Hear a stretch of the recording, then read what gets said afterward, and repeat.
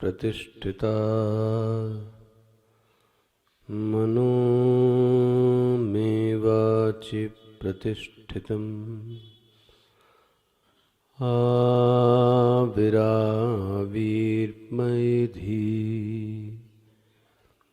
वेदस्य मवाणिस्थः श्रुतं मे मा प्रहासीः अनेनाधीतेन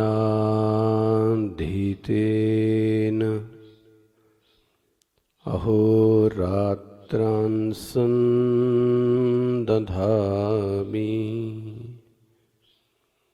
ऋतं वदिष्यामि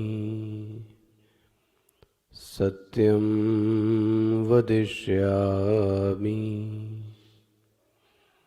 तन्मामवतु तद्वक्तारमवतु अवतु माम् अवतु वक्तारम् अवतु वक्तारम् ॐ शान्तिः शान्तिः शान्तिः। सदाशिवसमारम्भां शङ्कराचार्यमध्यमाम् अस्मदाचार्यपर्यन्तां वन्दे गुरुपरम्परां शङ्करं शङ्कराचार्यं केशवं वादरायणं सूत्रभाष्यकृतौ वन्दे भगवन्तौ पुनः पुनः भगवन्तौ पुनः पुनः भगवन्तौ पुनः पुनः।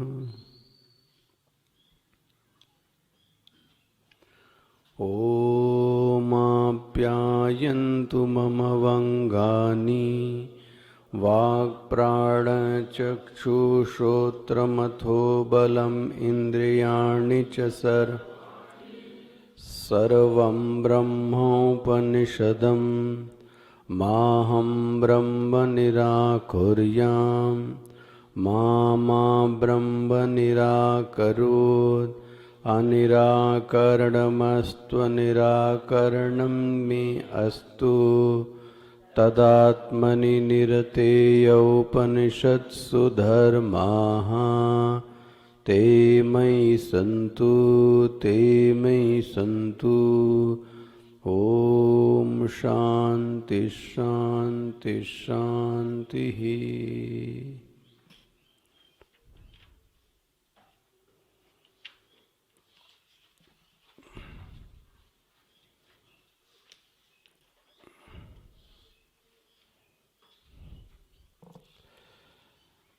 तस्यैष वादेशो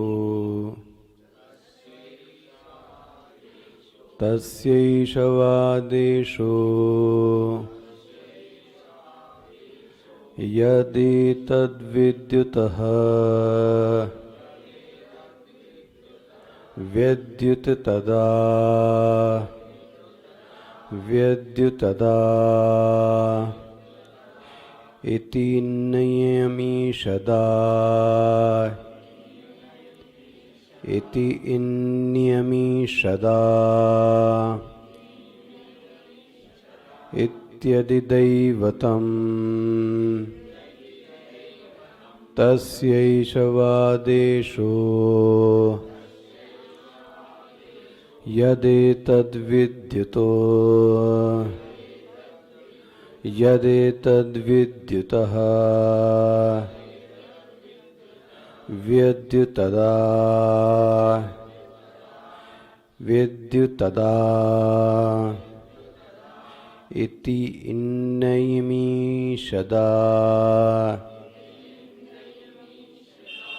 इति न्यमीषदा। जहाँ दाग के बाद 3 आता है, इसका मतलब वहाँ जोड़ देना है। 2 बार नहीं, कितनी बार है ना, तो जोड़ देना।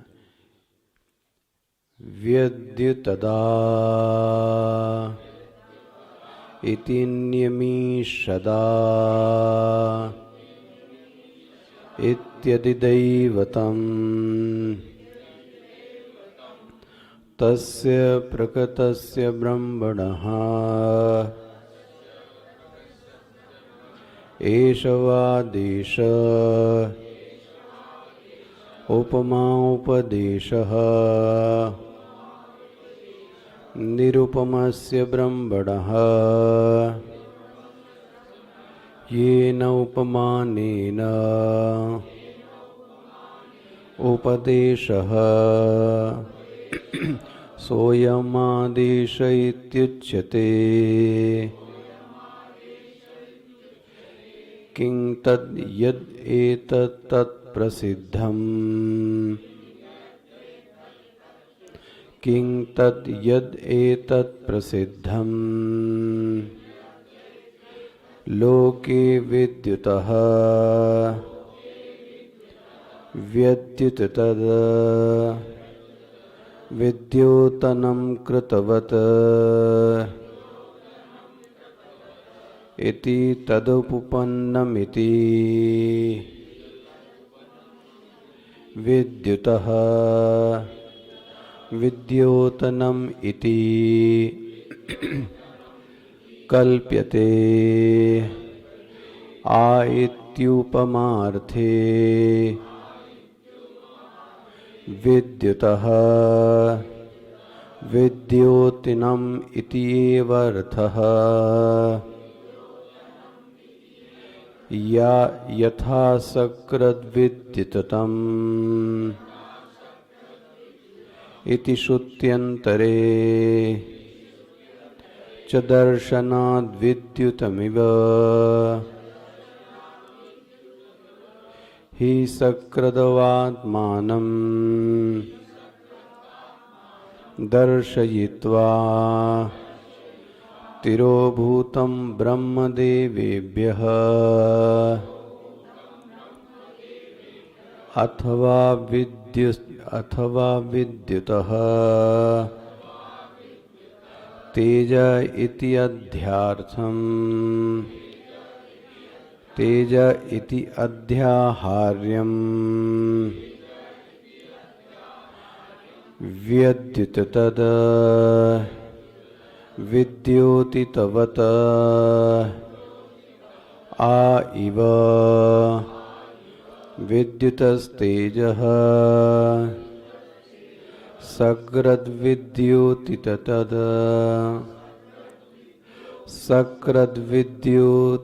सकृद्विद्योतितः इति एव एतदभिप्रायः। इति शब्दः आदेशप्रतिनिदेशार्थ इत्यमादेश इति।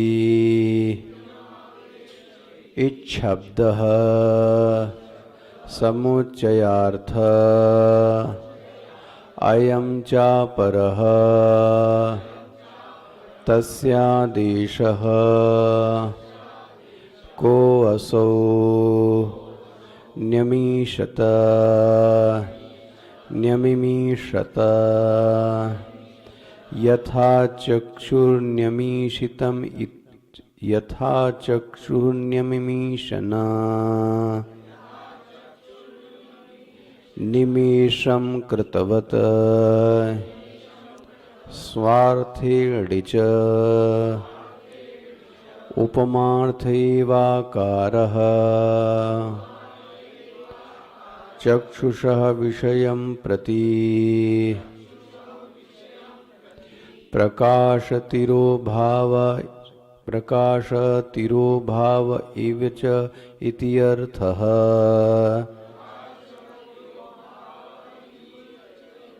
प्रकाशतिरोभाव इव च इति अर्थः। इव चेति अर्थः इत्यति दैवतं देवता विषयं ब्रह्मणः उपमानदर्शनम्।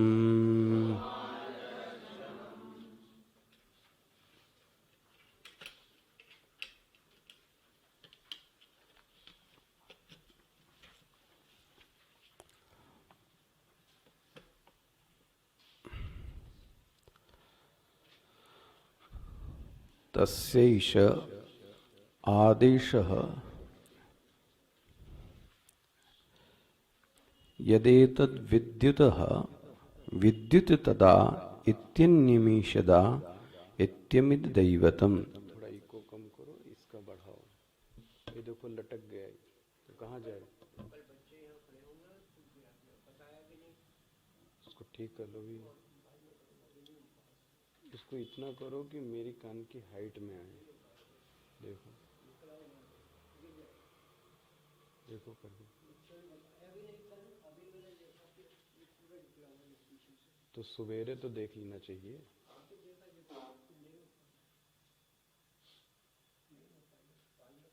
टूट गया क्या?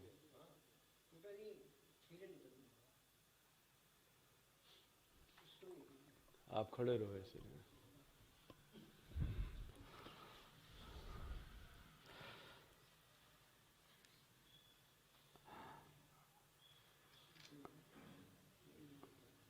ब्रह्म विद्या ने, उस उमा ने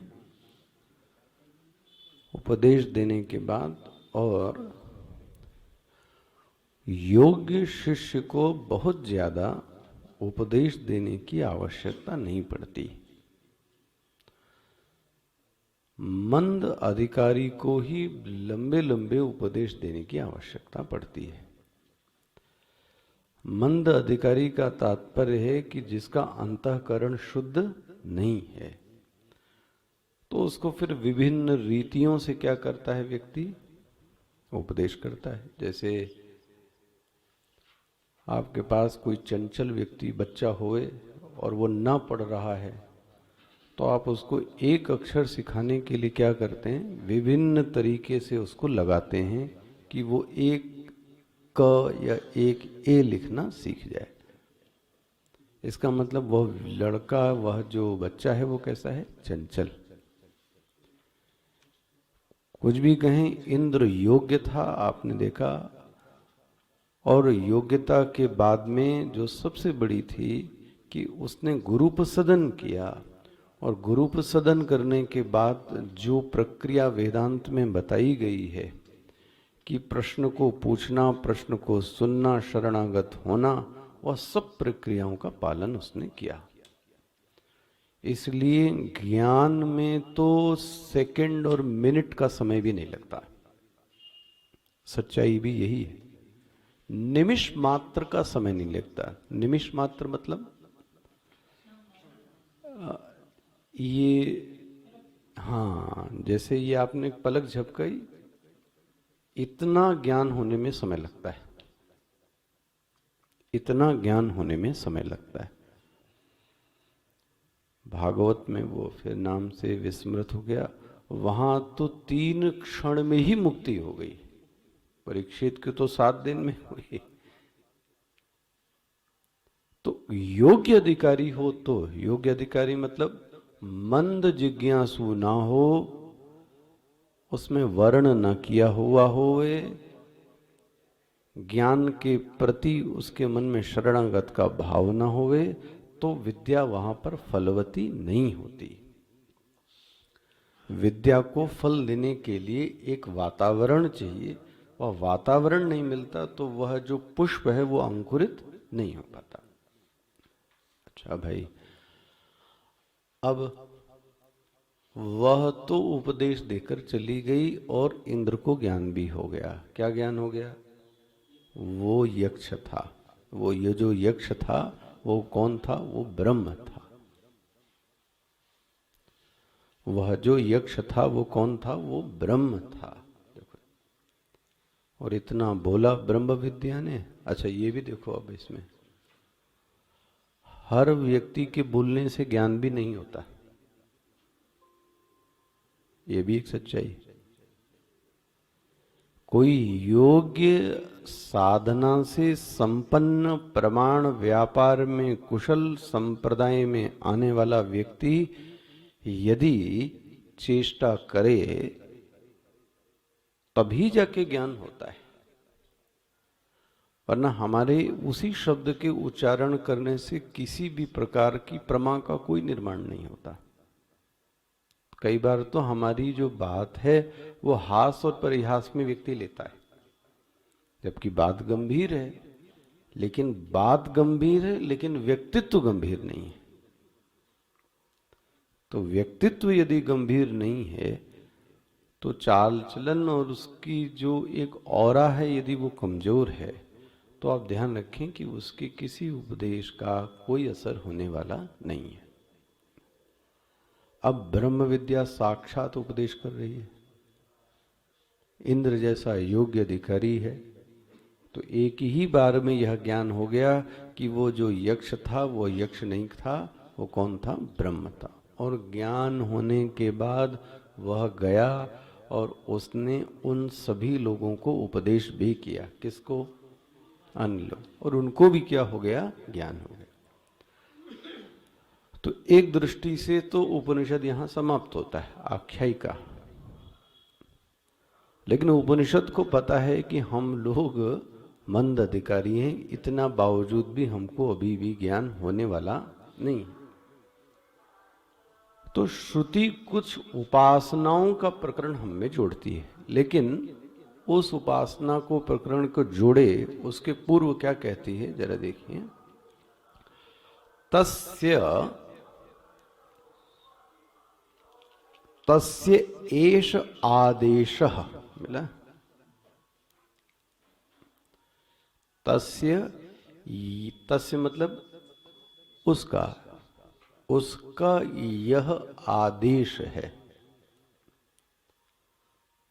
अभी किसका आदेश है और क्या आदेश है और क्यों आदेश दे दिया जा रहा है ना? बहुत सारे प्रश्न आएंगे। एक पहली बात टेक्निकली समझना,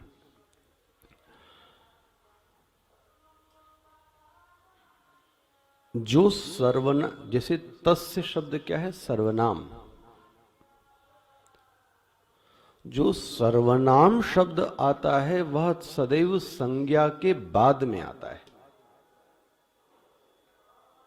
सर्वनाम स्वतंत्र नहीं है, संज्ञा की संज्ञा आ जाती है, उस संज्ञा को बताने के लिए कौन शब्द आता है? सर्वनाम। जैसे कि रमेश स्टेशन पर आ गया, अब उसको जाकर ले आओ, तो उसको शब्द क्या है? हाँ, सर्वनाम। तो सर्वनाम शब्द आया कब? जब रमेश शब्द बताया है। इसलिए कहा जाता है जो बात करनी चाहिए ज्यादातर जो बात करनी चाहिए वो संज्ञा में करनी चाहिए, और उस संज्ञा के बाद सर्वनाम का उपदेश करना चाहिए। ये बोलने की कला है। आप देखते हो कई बार मैं गुस्सा भी करता हूँ, झिल्लाता भी हूँ, आपको डांटता भी हूँ, जो थोड़ा निकटस्थ लोग होते हैं, तो वो आपको पता है क्या हुआ है, स्वामी जी वो गया था वहां पर और काम हो गया, कल वो आ जाएगा यहाँ पर। अब किसके यहाँ गया, क्या काम हुआ, कौन आ जाएगा, कुछ पता नहीं, और आप चले गए। अब जैसे कि उसके यहाँ से भिक्षा आई थी, अब प्रश्न उसके यहां मतलब कौन? तो आपके मन में वृत्ति है और दूसरे के मन में वृत्ति तो नहीं है ना, तो ज्ञान हुआ क्या? वो वहां पे चला गया, कौन वह और कौन वहां है? इसका मतलब इस व्यक्ति को जो संप्रेषण की शैली है वो उसको इसका ज्ञान नहीं है। और बहुत ज्यादा सर्वनाम प्रयोग करने वाले को जो वक्ता की बिरादरी है वो बड़ी अच्छी दृष्टि से नहीं देखती, समझ में आ जाता है कि व्यक्ति को ठीक से ज्ञान नहीं है, तभी ये सर्वनाम शब्दों का बहुत ज्यादा प्रयोग करता है। संज्ञा शब्द का प्रयोग वही करेगा जिसको स्पष्ट है, और जो बचने के लिए करेगा वो क्या कहेगा, सर्वनाम करता है। तो ये जो शब्द है ये कौन सा शब्द है? तस्य। ये तस्य मतलब क्या हुआ, ये तो सर्वनाम है ना। तस्य जो शब्द है वो कैसा है, सर्वनाम शब्द है। इसका मतलब संज्ञा शब्द पहले ही आ चुका होगा, तभी श्रुति क्या कह रही है, तस्य सर्वनाम शब्द का प्रयोग कर रही है। अच्छा, तो बोलते हैं तस्य, उसका, प्रश्न है किसका? देखो, तो भाष्यकार कहते हैं मैं बताता हूं भाई, तुम परेशान क्यों होते हो। तस्य मतलब हो गया प्रकृतस्य ब्रह्मणः। वाह, देखो जी, प्रकृतस्य ब्रह्म, प्रकृतस्य ब्रह्म मतलब जो प्रकरण ब्रह्म का चल रहा था। श्रुति आपसे इतना बात नहीं करती है, श्रुति आपसे इतना बात नहीं करती है, समझना हो समझो, न समझना हो न समझो, वो तो गई आगे। भाष्यकार मदद करते हैं कि तस्य मतलब कस्य, बोलते हैं तस्य प्रकृतस्य ब्रह्मणः, जो प्रकरण ब्रह्म का चल रहा था। अब देखो, इसीलिए मैं ये जानबूझ के छोटी छोटी चीजें आपको खोल के रख रहा हूं कि ये सावधानी से देखनी चाहिए। जब भी कोई श्लोक या पंक्ति आप बोलिए या कोट कीजिए, तो उसके पूर्वार्ध का और उसके उत्तरार्ध का ध्यान अवश्य रखिए। जो लोग अच्छे से पढ़ते हैं ये सब बहुत ध्यान से देखें। जैसे कि मैंने कल एक श्लोक कोट किया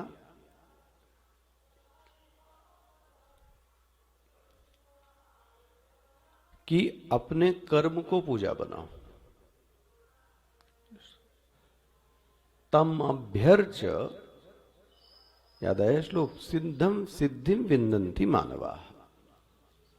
श्लोक मेरे ख्याल से आपको याद होगा, स्वकर्मणा तम अभ्यर्च सिद्धिम विन्दन्ति मानवा। अब यह किस प्रकरण में चल रहा था ये देखना चाहिए। अब कोई ब्रह्म ज्ञान का विद्यार्थी यह कहे कि मैं तो चला सब विद्या विद्या छोड़कर, मैं तो अब कर्म ही करूंगा और कर्म को ही पूजा बनाऊंगा, तो देखो इसका मतलब वह इस उपदेश को ठीक से समझा, उसके आगे की पंक्ति, उसके पीछे की पंक्ति। अच्छा, ये भी सुन लो आप, जब हम किसी बीच की लाइन को कोट कर देते हैं और अपनी किसी इच्छा की पूर्ति के लिए इसको शास्त्रीय छल कहते हैं। क्या कहते हैं? ये जैसे आज आपको मीडिया में ये बहुत सारा मिलेगा, है ना। उन्होंने कहां की बात को कहां एक शब्द उठा के, चाहे विपक्षी दल भी हो गए, ध्यान रखना, उसकी बात को सत्ता दल करता है, उसके आगे की, इसको बोलते हैं रेफरेंस। तो देख लेना चाहिए कि किसको रेफरेंस, कब बोला गया, किसको बोला गया, कहां बोला गया।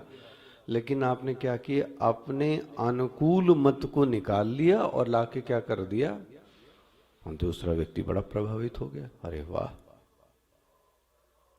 भगवान की पूजा करने की कोई आवश्यकता नहीं है, सिर्फ क्या करो, कर्म की पूजा करो, स्वामी जी ने ऐसा ही बोला था। और वो क्लिप भी आपको दिखा सकता है, स्वकर्मणा तमभ्यर्च्य सिद्धि विन्नन्ति मानवा। इसको बोलते हैं शास्त्रीय छल। आपको भी गीता पढ़ने का क्या है, देखो, जब भी किसी श्लोक को पढ़ें, उसके पूर्व के श्लोक में और पश्चात के श्लोक में क्या कहा गया है, उस रेफरेंस से उस श्लोक को देखिए, तब उस श्लोक का अर्थ आपको स्पष्ट आएगा। पूर्व में क्या बात कही गई, पश्चात में क्या बात कही गई, फिर उस श्लोक को देखो। इसलिए अब मैं कहूं प्रकरणस्तस्य प्रकृतस्य ब्रह्मणः, वह जो भाष्यकार कहते हैं कि वह जो ब्रह्म का प्रकरण चल रहा था। अच्छा, कौन से ब्रह्म का प्रकरण चल रहा था?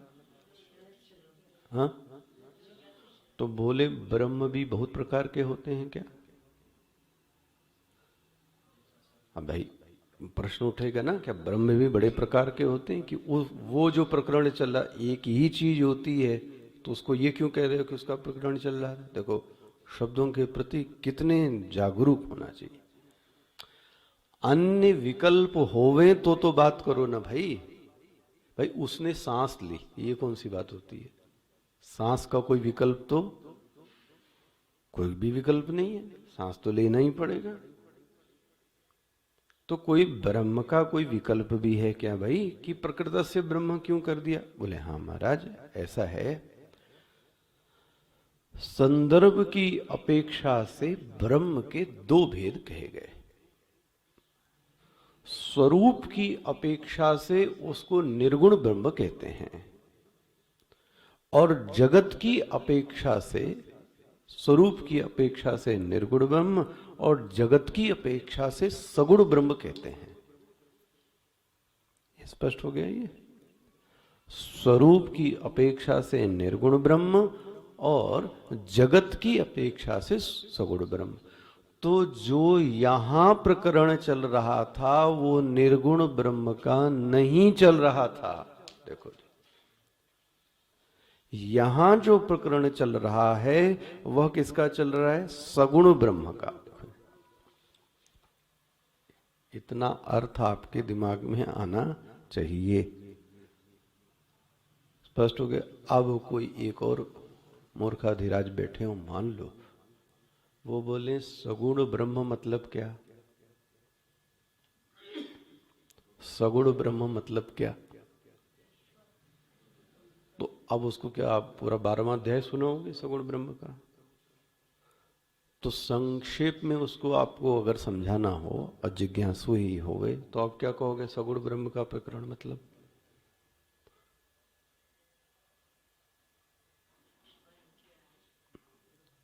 हाँ, यहां विग्रह का ऐसा तो आया नहीं कोई विग्रह। तो सगुण ब्रह्म का अर्थ क्या हुआ भाई? सगुण ब्रह्म को ही ईश्वर कहते हैं, जिसको आपको पता है। बोले ये ईश्वर क्या करता है? ईश्वर कर्ता को फल देने का काम सगुण ब्रह्म करता है।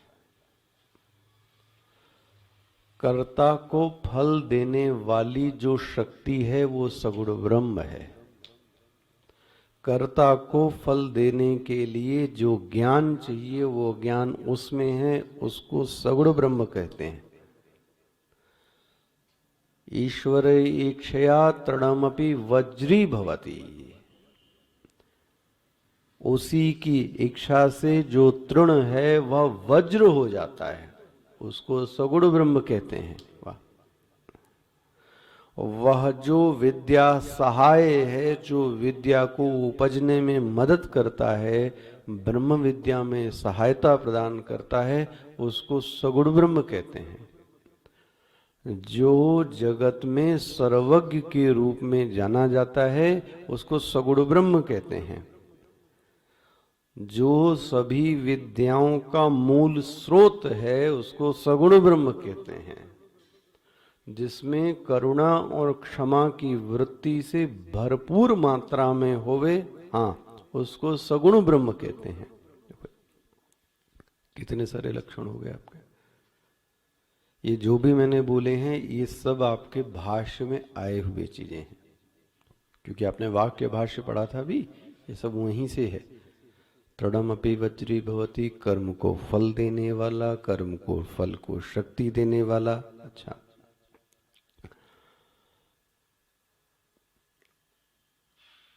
बल को मथन करने वाला, लोगों के अंदर बल को मथने वाला, ओहो, और अहंकार को चूर करने वाला। वाह। अहंकार को चूर्ण करने वाले का नाम सगुण ब्रह्म है। अब क्या बच गया आपको लगभग। यदि कहीं उसको अहंकार दिख जाता है महाराज, तो वो अहंकार को चूर करके छोड़ता है। वो कौन चूर करता है, बोले वो वही है, उसका नाम सगुण ब्रह्म है। जो व्यक्ति को मथ के रख देता है, मन मथ रख देता है, उसका नाम सगुण ब्रह्म है। स्पष्ट हुआ। जिसके अंदर कृपा भरी है, और क्या बोलें,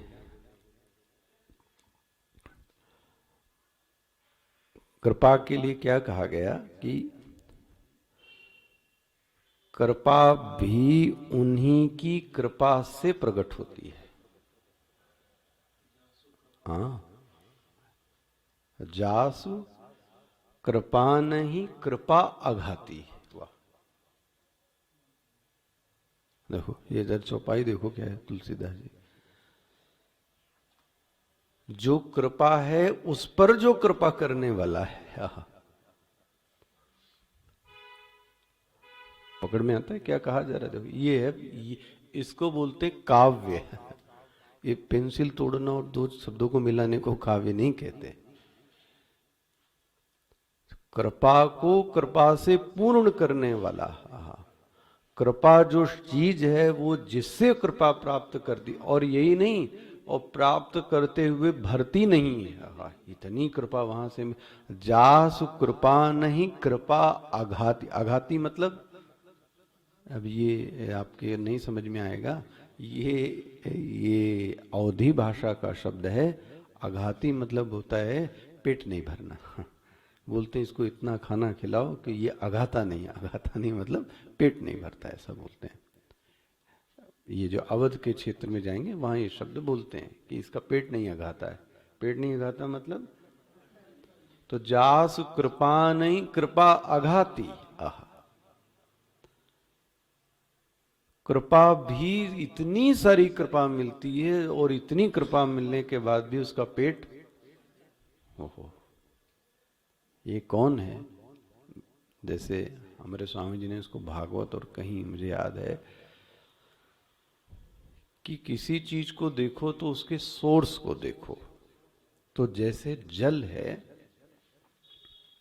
तो जल का जो सोर्स है वो कौन है, समुद्र है ना। जल कहां से आ रहा है, अल्टीमेटली समुद्र। वहीं से तो हुआ बादल, और ये बरसे, फिर पानी बरसा, ये सब। ऐसे ही यदि दूध होगा तो दूध का समुद्र भी होगा, ऐसा पुराणों में आता है ना। क्षीर, शहद होगा तो शहद का समुद्र होगा। ओहो, क्या होगा वो समुद्र। शर्करा होगी, अब शर्करा पहले नहीं थी तो अभी चलने लगी, इक्ष्वाकु रस, तो उसका भी समुद्र होगा। ओहो, ये तो यहां दिख रहा है, जो कार्य यहां दिख रहा है वो कारण रूप में कितना बड़ा होगा। अब ये हमारी तुच्छ बुद्धि में हम लोगों की ये सब आता नहीं है इतना, लेकिन ऐसा है। सबके सागर यहां भरे हुए हैं और उसके बावजूद भी कम। तो सोचो आप उसकी कृपा कैसी है। तो बोले वो जिसकी कृपा को कहा जा रहा है, हाँ, वो उसी के लिए कहा, जास कृपा नहीं कृपा अघाती। अच्छा, अब अच्छा, तो अब ये उपमा देखो जी, ये क्यों, इसमें सादृश्य क्या है? तो बोलते हैं, अच्छा और अच्छा देखो इसके आगे, तस्य, अभी शुरुआत ही कर रहे हैं हम, तस्य प्रकृतस्य ब्रह्मणः, यह जो प्रकरण ब्रह्म का चल रहा था, इसी एषवां दे, तो तस्य शब्द खुल गया। तस्य शब्द की व्याख्या क्या कर दी? प्रकृतस्य ब्रह्मणः। अब श्रुति का शब्द क्या है? एष आदेशः। भैया यहाँ बहुत सावधानी से पढ़ना। जो भाष्य को नहीं पढ़ेगा उसकी कभी भी उसको कुछ खुलने जुलने वाला नहीं है। एक कान खोल के सुन लो। हम और अब वही आदेश का अर्थ क्या लेंगे? उसने आदेश दिया, यहाँ कुछ नहीं है ऐसा अर्थ। आदेश का अर्थ क्या पता है? उपमा उपदेश। वाह! जब उपमा से उपदेश किया जाए तो उपमा से उपदेश की प्रक्रिया को आदेश कहते हैं। वाह! अब ना पढ़ो भाष्य तो कहां से खुलेगा? क्या कहा गया है? एष आदेश। अच्छा, क्या लिखा है? एष आदेश उपमा उपदेश। यह जो आदेश शब्द है श्रुति में, वह उपमा के जरिए से उपदेश दिया जा रहा है, उसके लिए शब्द आया है आदेश शब्द। तो देखो मन में प्रश्न उठता है, उसकी उपमा किसी से नहीं, क्यों नहीं की जा सकती? जो ब्रह्म है उसकी उपमा, क्योंकि ब्रह्म के सादृश्य कोई है ही नहीं। उपमा के लिए, अभी मैं इस प्रकरण पे आऊंगा, उपमा देने के लिए ये बहुत सावधानी से सुनना, चीज छोटी है, यही सब गलतियां करते आप लोग दृष्टांत देने में, बोलने में। किसी चीज को तुलना करने के लिए या कभी भी आप जब दृष्टांत कोट कर देते हैं तो उपमा देने के लिए उसमें सादृश्यता का धर्म होना चाहिए। यदि सादृश्यता का धर्म नहीं है तो उसकी उपमा नहीं दी जा सकती। तो पूर्व पक्ष मानव की कहता है, एकदम सही कह रहे हो भाई, ब्रह्म की उपमा का उपदेश किसी से नहीं किया जा सकता, इसलिए ये शब्द ही गलत है। ले देखो, आप देखो उसने कैसे पकड़ा उसी की बात को। भाई उपमा से उपदेश किया जाता है तो ब्रह्म की उपमा किसी से नहीं की जा सकती। अरे बोले क्यों नहीं की जा सकती? बोले मैं तुमको बताता हूं। उसके जैसा सादृश्य कहां है मुझे बताओ। बोले क्या देखना चाहते हो तुम सादृश्यता में? अब बोले देखना क्या चाहते हैं? जो ब्रह्म में है वो दिखाओ। क्या दिखाओ? ज्ञान। ब्रह्म के अतिरिक्त जो भी है वो कैसा है? वो जड़ है ना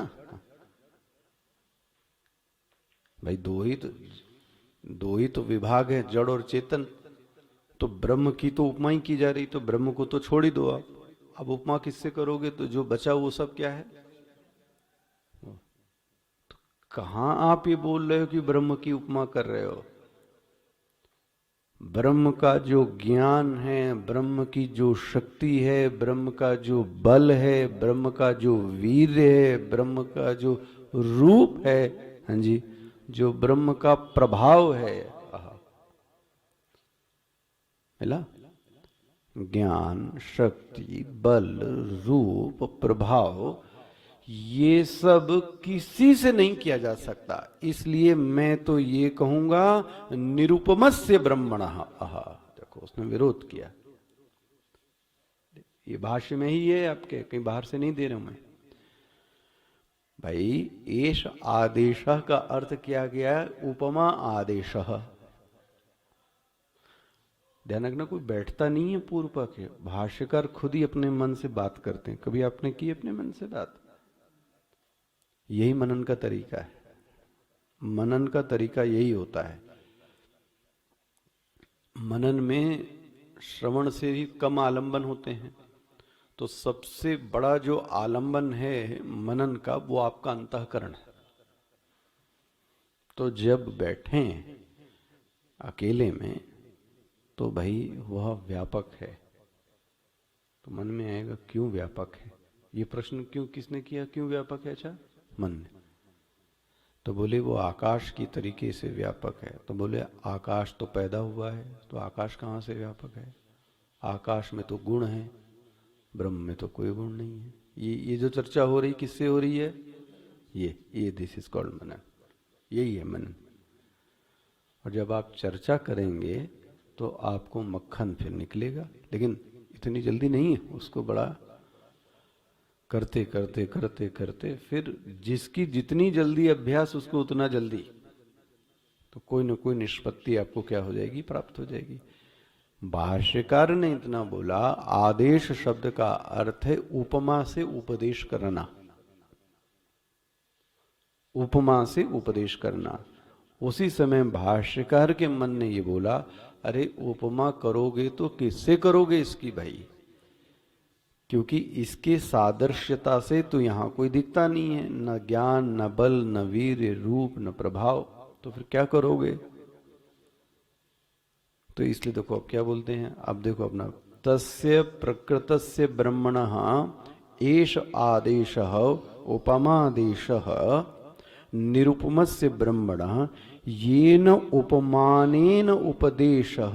देखो ये परिभाषा कर दी, अंडरलाइन कर लीजिए, येन उपमानेन उपदेशः मत पढ़ लेना, येन उपमानेन उपदेशः सह अयम आदेशः इति उच्यते। आदेश शब्द का अर्थ है जब उपमान के जरिए से कोई चीज बताई जाए, तुलना की जाए, कोई ज्ञान कराया जाए, किसके जरिए से? उपमान। उपमान मतलब क्या होता है? अच्छा, जिसके जरिए से बताना चाहते हैं उसको उपमान बोलते हैं। चलो ये व्याकरण समझो, जिसके जरिए से बताना चाहते हैं उसको क्या बोलते हैं? उपमान। अच्छा, जिसको बताना चाहते हैं वो क्या हो गया? उपमेय।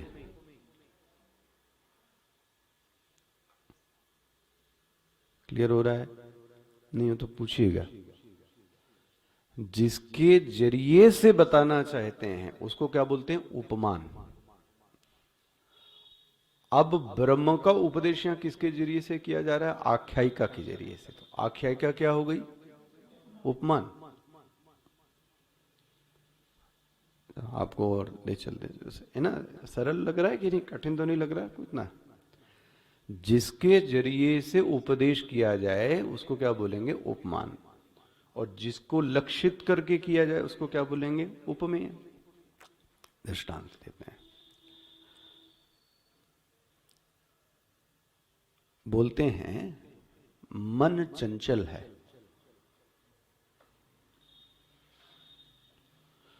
अब किसके जरिए से समझाओगे मन चंचल है इस बात को? हैं? हाँ, किसकी दोगे?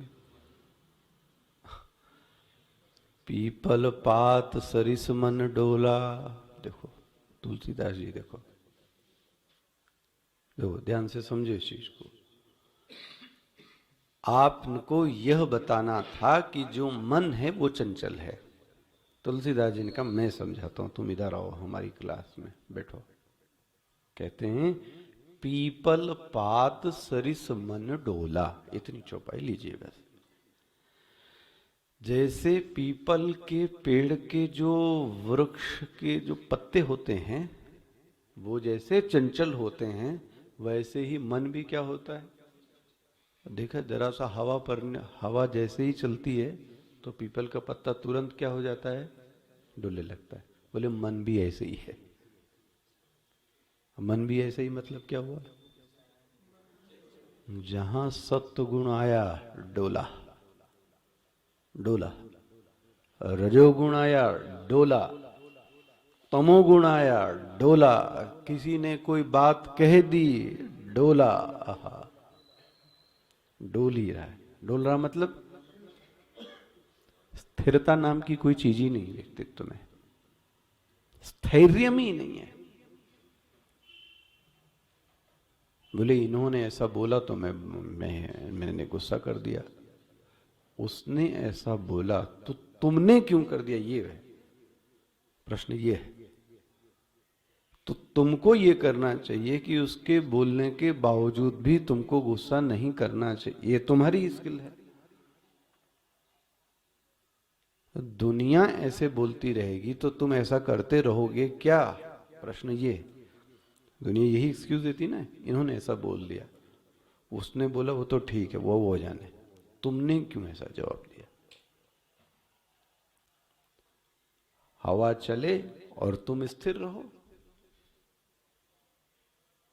हवा चले मतलब प्रतिकूल वृत्तियां, प्रतिकूल परिस्थितियां, तुम स्थिर रहो। लेकिन तुम कैसे हो, पीपल पात सरिस मंडोला। जैसे ही हवा चली तुम्हारा मन डोल गया। तो स्थैर्य नाम की कोई चीज नहीं है। अच्छा देखो, आप अब मैं तो आपको दृष्टांत समझाने के लिए कह रहा हूं। पीपल पात, अब इसमें जो पीपल का पत्र है वह उपमान है, और जो मन है वह उपमेय है। स्पष्ट हो गया। अच्छा, जो डोला शब्द है वो सादृश्य है। सादृश्य मतलब समझिए, दोनों में जो कॉमन है। जैसे मन डोलता है वैसे पीपल का पत्ता डोलता है, ये सादृश्य है। इस सादृश्यता का संपादक, इस सादृश्यता को सिद्ध करने वाला जो चीज है वो सरिस है। अगर चौपाई ऐसे पढ़ो तो आप देखो, अब मानस खत्म कर लो आप, 10 साल में मानस नहीं खत्म हुई। चौपाइयों को इस दृष्टि से करो आप। पीपल पात सरिस मन डोला। डोला शब्द सादृश्यता है, जो सरिस है वह सादृश्यता का संपादक है, और जो पत्र है वह उपमान है, और जो मन है वह उपमेय। स्पष्ट होगा इतनी चीजें। ध्यान रखना, हम लोग प्रतिपादन क्या कर रहे हैं वो सब याद रख लेना। फिर से आपको गिना देता हूं। जब भी उपमा करते हैं उपमान से, तो 4 चीजें आपको याद होनी चाहिए। क्या चीजें? एक तो उपमान, दूसरी उपमेय, तीसरी थी सादृश्यता, और चौथी सादृश्यता को सिद्ध करने वाली, सादृश्यता को सिद्ध करने वाली, जिसके कारण ये है ना, तो सरिस। अब ये सब व्याकरण का क्षेत्र है, लेकिन इतनी चीजें आपके दिमाग में क्या होनी चाहिए, होनी चाहिए। अच्छा, अब जो प्रमुख गुण है, देखो जी, जो प्रमुख गुण है वो सादृश्यता खोजनी चाहिए। ये बहुत सावधानी से रखना। अब लोग कैसे इंटरप्रेट करते हैं वो भी मैं आपको दिखाता हूं। अब लोगों ने क्या कहा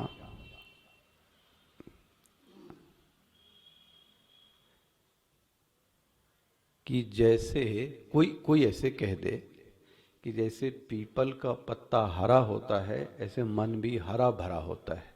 ले, अब ये क्या कर दिया आपने, मतलब ये सही नहीं कर पाए। देखो आप, ये आपने जो सादृश्यता खोजी वो ठीक नहीं है। नहीं बोले ठीक है, तो इससे जो प्रतिपादन होगा वो क्या करोगे आप? है बात समझे? अभी देखो और दिखाता हूं। जैसे कि बोले मन हरा भरा रहता है, ऐसे ही पत्ता भी हरा भरा है। ये सादृश्यता नहीं है। और दिखाते हैं। कथा कथित बोले मन का भी आकार ऐसे ही है जैसे पीपल का पत्ता। वो मुझको दिखता है आजकल कार्ड में, पीपल का पत्ता दिखता है, उसमें तीर माथे हम भी बना देते हैं, वो तीर जा रहा है उसमें। देखा है आपने? आपको किसी ने प्यार किया ही नहीं होगा तो आप क्या जानोगे। वो व्हाट्सएप में भी दिखता है, इमोजी में भी जाना तो उसमें दिखता है आपको। तो लोगों ने बोला ये दिल है, और उस दिल में से कौन जा रहा है? तीर जा रहा है। हाँ, तो वो जो दिल की तुलना की गई वो किससे कर दी किसी ने? पीपल के पत्ते से। उसका भी जो देखना आकार वो ऐसे ही देखता है। भैया ये भी दृष्टांत कहने का तात्पर्य नहीं है। जो तुमने क्या सादृश्यता खोज ली? हरा रंग और आकार, ये सादृश्यता नहीं है। चलो अच्छा दूसरा दृष्टांत दे देते हैं। उनका मुख चंद्र कमल के समान है, चंद्रमा के समान। चलो कमल भी हटा देते हैं। उनका मुख चंद्रमा के समान है। इससे क्या समझ में आएगा? अब चंद्रमा गोल होगा, किसी का मुंह ऐसे गोल हो सकता है एकदम क्या? अच्छा, वह जो रंग है क्या वास्तव में वो रंग किसी का हो सकता है क्या? तो क्या सादृश्यता है? आकार की है सादृश्यता।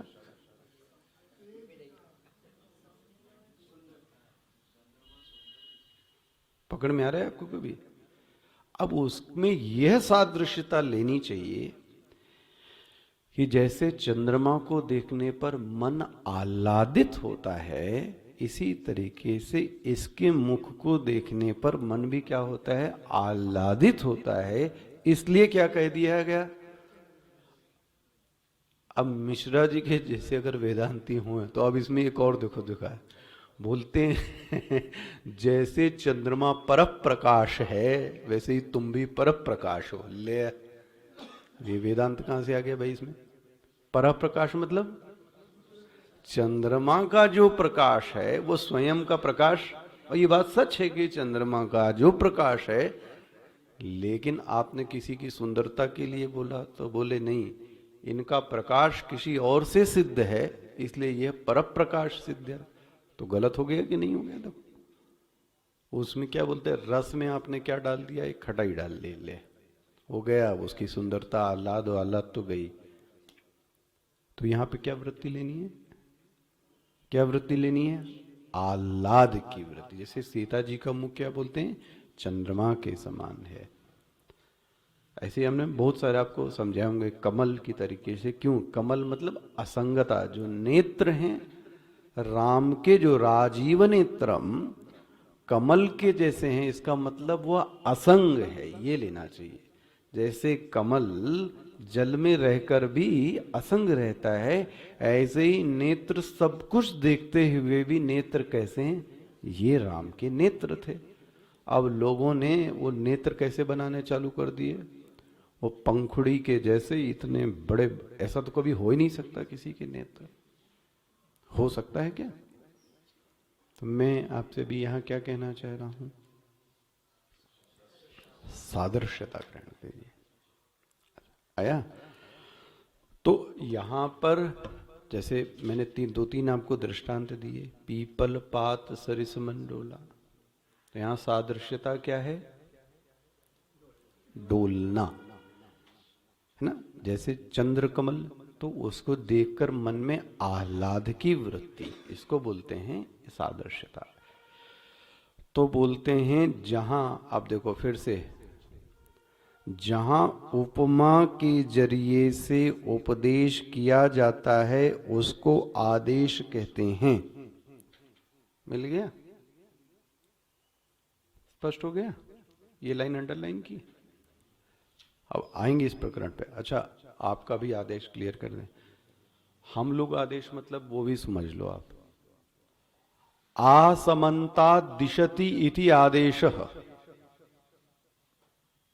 आदेश जो शब्द बना है वो आसमंता दिशति, दिशति मतलब हाँ, बहुत अच्छी तरीके से जब कोई दिशा देता है, दिशा मतलब इंस्ट्रक्शन देता है, इंस्ट्रक्शन देता है, उसको क्या बोलते हैं? आदेश। जब इंस्ट्रक्शन बहुत साफ साफ होते हैं, ऐसा ही करना है और ऐसा ही लाना है और ऐसा ही बोलना है, तो ये क्या हो गया आपके लिए? क्या हो गया? आदेश। आसमंतात दिशति। देखो जी, स्पष्ट हो गया ये चीजें। लेकिन ये भी सीखना है, जो प्रबुद्ध व्यक्ति है, प्रबुद्ध व्यक्ति है, उसको आप आदेश नहीं दे सकते। देवता ही परोक्ष प्रियाः। जो आपसे ज्ञानवृद्ध है, बड़ा है, जप में तप में, गुरु है, आचार्य है, माता है, पिता है, आप उसको ऐसा आदेश, यहाँ तो इस खैर यहाँ की शब्दावली ऐसी, यहाँ कभी कभी मैंने देखा माता पिता को भी थोड़ा इस लैंग्वेज, चलो यहाँ से चलो, ना ना यहाँ बैठो, ये आदेश ऐसा नहीं बोल सकते आप उन्हें। यहाँ बैठिए, यहाँ से जाइए। देखो, इसमें और उसमें अंतर दिख रहा है कि नहीं दिख रहा है? चलो खाना खाओ, ना ना खाना खाइए। देवता जो बड़े व्यक्ति हैं, परोक्ष प्रियाः। हमारे स्वामी जी बोलते थे विधिलिंग में बात करनी चाहिए। वो तो बहुत अच्छे से इस बात को समझाते थे। मान लो उनको कोई चीज बोलना है तो उसके बोलते थे, बोलने का ढंग ऐसा, बोले अगर ऐसा हो जाता तो अच्छा रहता है। जैसे मान लीजिए पंखा खोलना है, स्विच ऑन करना है, तो बहुत अच्छे से बोलते थे अगर पंखा खुलता तो अच्छा लगता। अब देखो, ये भी तो एक बोलने का ढंग है ना। तो बोल, जिसको आपने बोला उसको समझ में भी आ गया, जिसको आपने बोला उसको समझ में भी आ गया, और आपकी भाषा, इसको बोलते विधिलिंग लकार में बात करनी चाहिए। विधिलिंग मतलब बड़े से, विनोद के लिए आपको, जैसे आप वैसे हम, तो हम भी घर से ही जब गए, तो जब ऐसी पर्सनल सेवा में रहते थे, तो मुझे याद है जब हम पढ़ रहे थे तो उस समय जून के कैंप में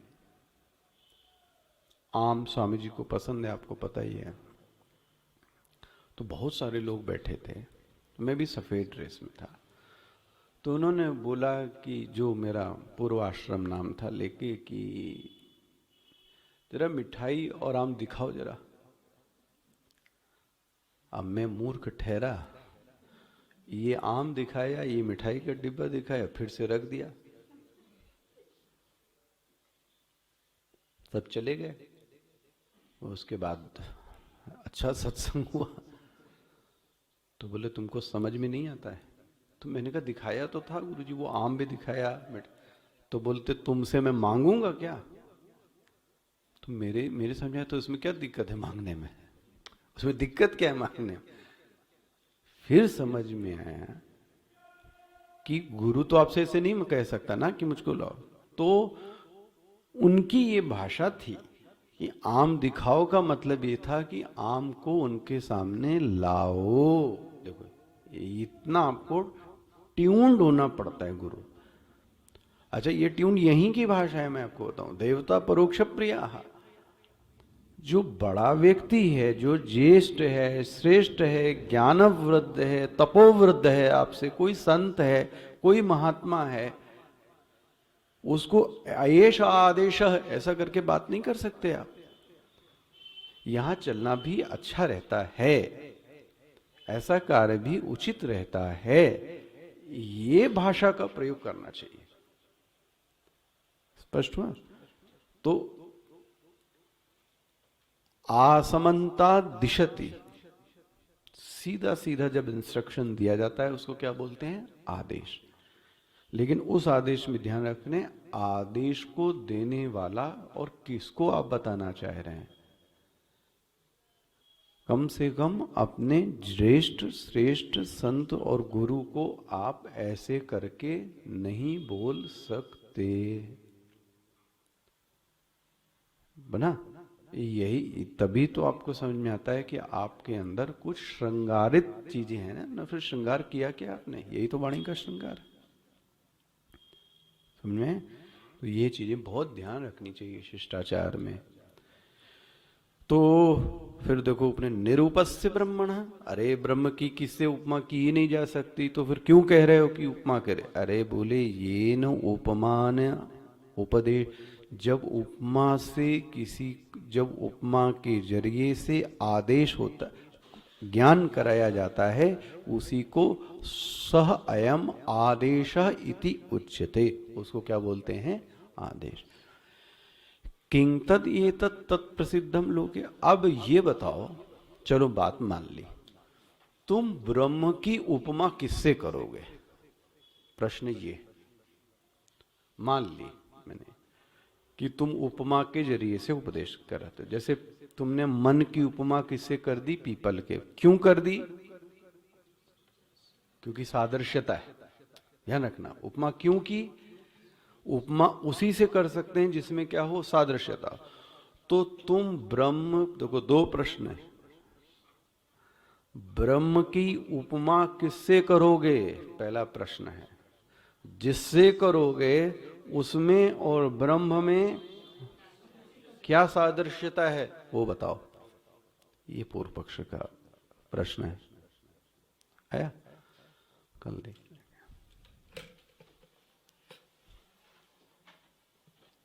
आप जीत गए। आप, हमको ऐसा लग नहीं रहा कि इस महीने समाप्त होगा। सही कह रहे हैं आप।